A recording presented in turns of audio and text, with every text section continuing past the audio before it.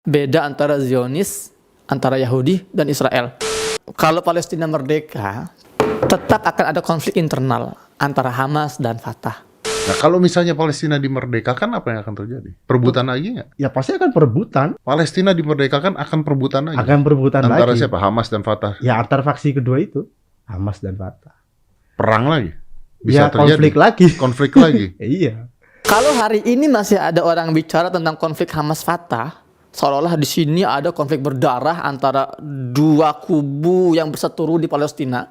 Saya bisa pastikan bahwa orang ini nggak update tentang Palestina. Dia masih menggunakan informasi lawas, informasi jadul yang memang sengaja digulirkan oleh media-media Barat untuk menunjukkan kepada dunia bahwa masalah di Palestina itu bukan masalah penjajahan, tapi masalah internal, politik antara Hamas Fatah. Maka di sini saya akan jelaskan apa sih Hamas Fatah itu, teman-teman. Bismillahirrahmanirrahim. Assalamualaikum warahmatullahi wabarakatuh. Alhamdulillah wassalatu wassalamu ala Rasulillah. Amma ba'd. Rabbi shrah li sadri wa yassir li amri wahlul 'uqdatam min lisani yafqahu qawli. Rabbana zidna ilma. Kembali lagi bersama saya Muhammad Hussein di Gaza Palestina. Kita bakal ngebahas beberapa hal yang sering sekali dikritisi dan ditanyakan oleh teman-teman di Indonesia tentang kondisi Palestina, tentang hakikat yang terjadi di Palestina. Teman-teman, sebelumnya saya ingin menyampaikan dulu kabar duka bahwa kemarin tentara Zionis Israel menyerbu sebuah desa di kota Nablus di tepi barat dan melakukan pembantaian massal. 12 warga Palestina dibredel, dibunuh secara keji. Lebih dari 100 terluka dan 8 korban luka diantaranya itu kritis. Kita doakan semoga Allah Ta'ala memasukkan para korban dalam barisan para syuhada. Kemudian mereka yang terluka semoga Allah sembuhkan, dan keluarga yang ditinggalkan semoga Allah berikan kesabaran dan kekuatan. Dan untuk informasi tambahan juga, teman-teman, melihat beberapa pergerakan Zionis penjajah beberapa hari terakhir dan juga respon para pejuang Palestina di Gaza, kemungkinan akan ada eskalasi menjelang Ramadan. Bukan eskalasi, agresi militer besar. Ya, karena buntut dari pembantaian kemarin di Nablus, hari ini seluruh lembaga pemerintahan dan non-pemerintah di Gaza ini melakukan aksi mogok, idrob syamil, aksi mogok kerja sebagai bentuk kemarahan atas pembantaian 12 warga Palestina kemarin di Nablus. Di sisi lain, para pejuang Palestina di Gaza sudah mengeluarkan beberapa statement bahwa mereka tidak akan tinggal diam melihat apa yang terjadi di tepi barat. Pihak jihad Islami sendiri sudah mulai melakukan balasan sejak tadi malam, mengirimkan roket-roketnya ke wilayah jajahan. Kemudian pesawat tempur Zionis juga dari semalam sudah mulai membombardir beberapa wilayah di Gaza. Alhamdulillah tidak ada korban sejauh ini. Dan ini masih terus, suasana panas ini masih terus berlangsung sampai hari ini. Kita doakan semoga Allah Subhanahu wa Ta'ala menjaga kita semua di Gaza Palestina. Baik, masuk ke pembahasan tentang pertanyaan-pertanyaan penting yang kalian harus pahami agar kalian bisa mengcounter para propagandis, orang-orang yang pro-Zionis ketika mereka berusaha mencuci otak atau membrainwash kita orang-orang Indonesia. Saya sudah sering menjelaskan di beberapa video-video sebelumnya beda antara Zionis, antara Yahudi dan Israel. Tapi saya akan bahas lagi secara cepat di sini. Kita mulai dari Yahudi. Yahudi ini adalah agama dan bangsa. Dan bicara agama Yahudi, teman-teman, banyak di antara kita yang masih terdistorsi, salah kaprah dalam memahami cikal bakal agama ini. Kita sering diajarkan di sekolah-sekolah bahwa ada 3 agama langit, ya. Namanya agama Samawi. Katanya Islam, masuk Kristen dan Yahudi. Kita sebagai umat Islam nggak boleh meyakini akidah ini, karena agama yang turun dari langit cuma satu, yaitu Islam. Agama Nabi Ibrahim itu Islam, dia seorang Muslim. Allah berfirman dalam Al-Baqarah, surat Al-Baqarah, "Wa ma kana Ibrahimu Yahudiyan wala Nasraniyan, walakin kana hanifan muslimah." Ibrahim itu nggak pernah menjadi seorang Yahudi, bukan juga Nasrani, tapi dia seorang Muslim. Nabi Daud alaihissalam itu orang Muslim, yang sekarang diklaim oleh orang Yahudi sebagai nabi mereka, itu orang Muslim. Ya. Bani Israel di masa Nabi Musa itu agamanya Islam, Muslim. Jadi bukan Yahudi. Yahudi itu muncul itu ratusan tahun setelah Nabi Musa alaihissalam diutus untuk Bani Israel. Itu agama Yahudi. Kedua, Israel. Apa itu Israel? Israel ini adalah entitas, sebagian menyebutnya negara yang sekarang sedang menjajah Palestina. Itu namanya Israel. Kalau kita melihat dari sejarahnya, akar katanya Israel ini julukan yang diberikan Allah SWT kepada Nabi Yakub alaihissalam. Makanya anak-anak Nabi Yakub disebutnya anak-anak Israel. Anak-anak Israel dalam bahasa Arab Bani Israel. Bani artinya anak-anak, Israel artinya Israel. Bani Israel, anak-anak Israel. Tapi sekali lagi saya jelaskan, anak-anak Nabi Yakub alaihissalam yang hidup di masa-masa Nabi Yusuf alaihissalam, ya, Nabi Musa alaihissalam, itu Bani Israel beragama Islam, bukan Yahudi. Yang ketiga, tentang Zionis. Apa itu Zionis? Zionisme adalah sebuah ideologi yang memiliki tujuan untuk mendirikan negara Yahudi Israel di Palestina. Dan nggak semua Yahudi itu Zionis. Orang-orang yang meyakini, yang berfaham Zionisme disebutnya Zionis. Kalau bahasa Inggrisnya Zionis, bahasa Arabnya Suhyuni. Jadi teman-teman, perbedaannya jelas ya. Enggak semua Yahudi itu Zionis. Sebagaimana enggak semua Zionis itu Yahudi. Ada orang-orang Yahudi yang memang enggak setuju dengan keberadaan negara Israel di Palestina. Makanya mereka anti terhadap Zionisme. Mereka menyebutnya Yahudi anti Zionis. Kalau di Amerika namanya Gerakan Natura Karta. Sementara itu, banyak orang-orang Zionis tapi tidak dari kalangan Yahudi. Siapapun orangnya, apapun latar belakangnya, agamanya, selama dia setuju akan pembentukan negara Yahudi Israel di Palestina, maka dia sudah bisa dikatakan Zionis. Jadi ingat teman-teman ya, kalau ada orang Indonesia, sekalipun dia Muslim, tapi dia setuju akan adanya negara Yahudi Israel di Palestina, maka dia sudah bisa dikatakan Zionis, orang yang berpaham Zionisme. Jadi itu informasi dasar bedanya antara Yahudi, Israel, dan Zionis. Saya harap informasi ini tidak hanya antum dengar, tidak hanya antum simpan dalam otak, tapi antum sebarkan, antum sampaikan. Masalahnya di kita ini teman-teman, banyak orang yang minder bicara Palestina, bicara tentang Masjidil Aqsa, bicara tentang penjajahan Zionisme, takut karena mereka merasa kurang pengetahuan. Karena merasa orang-orang kubu sebelah sana, kubu yang pro terhadap penjajah itu lebih paham tentang kondisi Palestina. Sebetulnya enggak teman-teman. Yakini bahwa kebenaran itu sederhana, mudah dijelaskan, mudah disampaikan. Sementara kebatilan, kejahatan itu ribet, kebohongan itu yang ribet, itu yang sulit untuk dijelaskan. Kalau kalian adu argumen dengan mereka yang pro terhadap Zionisme, mudah sekali dan banyak sumber-sumber yang bisa kita jadikan referensi. Baik, saya lanjut kepada pertanyaan-pertanyaan yang sering dilontarkan. Pertama tentang kalau Palestina merdeka, tetap akan ada konflik internal antara Hamas dan Fatah. Saya yakin kalian juga sering dengar itu ya.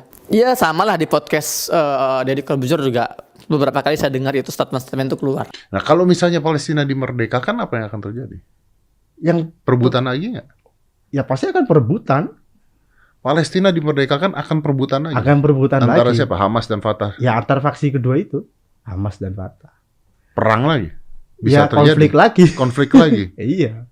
Sangat disayangkan sekali teman-teman, orang yang masih menggunakan informasi ini sebagai referensi, sebagai pembahasan bicara Palestina. Kalau hari ini masih ada orang bicara tentang konflik Hamas-Fatah, seolah-olah di sini ada konflik berdarah antara dua kubu yang berseteru di Palestina. Saya bisa pastikan bahwa orang ini nggak update tentang Palestina. Dia masih menggunakan informasi lawas, informasi jadul yang memang sengaja digulirkan oleh media-media Barat untuk menunjukkan kepada dunia bahwa masalah di Palestina itu bukan masalah penjajahan, tapi masalah internal, politik antara Hamas-Fatah. Maka di sini saya akan jelaskan apa sih Hamas-Fatah itu, teman-teman. Kalau kalian berpikir bahwa Hamas itu adalah gerombolan tentara yang menggunakan topeng, membawa senjata AK-47, kemudian badannya tegap-tegap, maka itu salah. Hamas ini adalah sebuah partai politik. Sama dengan Fatah. Fatah juga partai politik. Hamas gerakan politik, Fatah gerakan politik.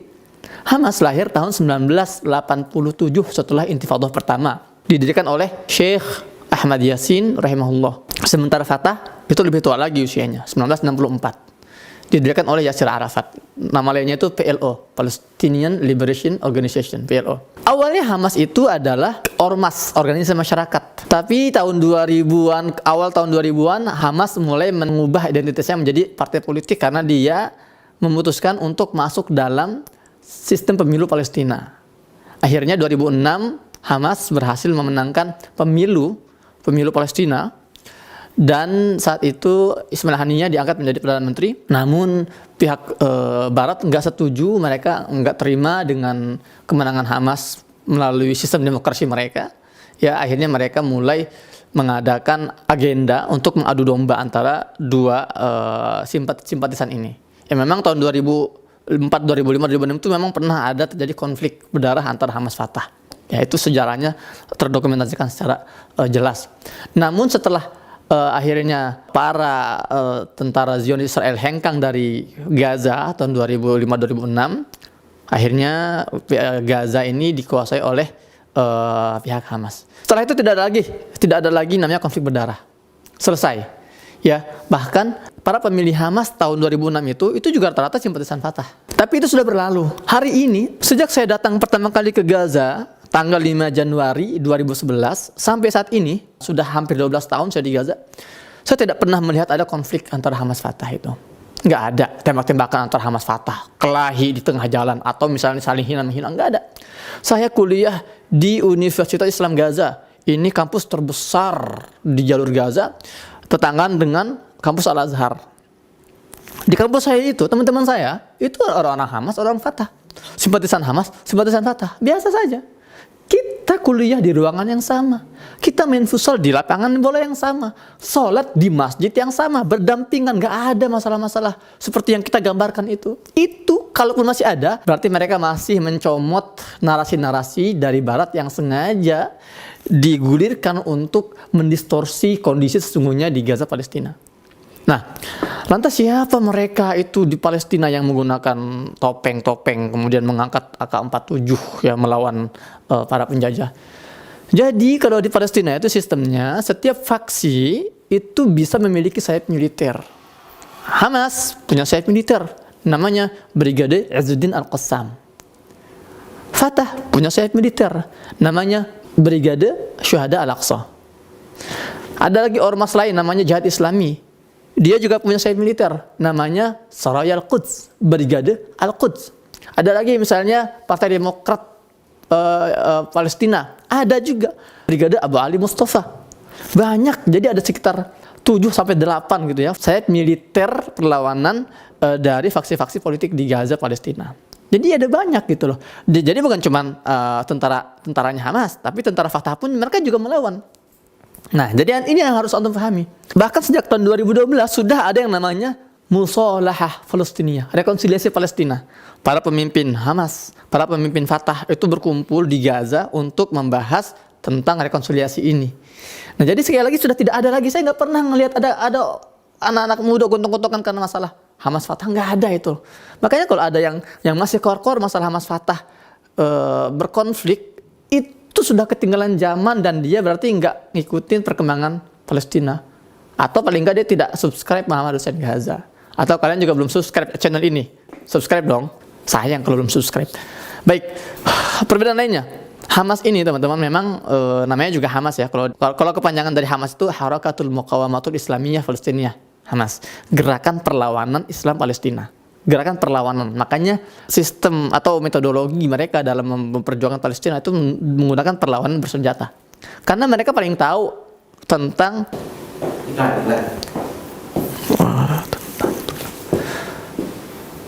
kenapa mereka gencar melakukan perlawanan, karena mereka punya prinsip sesuatu yang diambil secara paksa itu harus dikembalikan dengan paksa.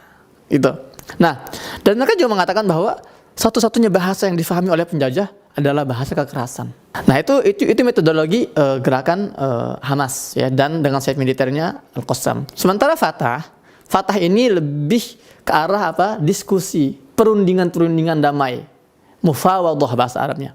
Meskipun nggak selalu mufawadah. Ketika Gaza digempur, dibombardir, sayap militer gerakan Fatah yang ada di Gaza itu mereka juga melawan dengan senjata. dengan roket-roket mereka. Bahkan mereka tergabung dalam sebuah ikatan di Gaza namanya Ghurfah Mushtarakah. Ghurfah Mushtarakah ini adalah ruangan gabungan yang isinya itu para sayap militer faksi-faksi politik di Gaza. Jadi sudah ada persatuan di Gaza. Jadi teman-teman, kurang lebih kalau ada narasi-narasi barat yang terus memblow up bahwa perpecahan Hamas Fatah ini semakin parah di Gaza sampai konflik internal yang tidak kunjung selesai, maka kurang lebih ini ya saya baca sebagai usaha mereka agar kita ini pesimis terhadap masa depan Palestina.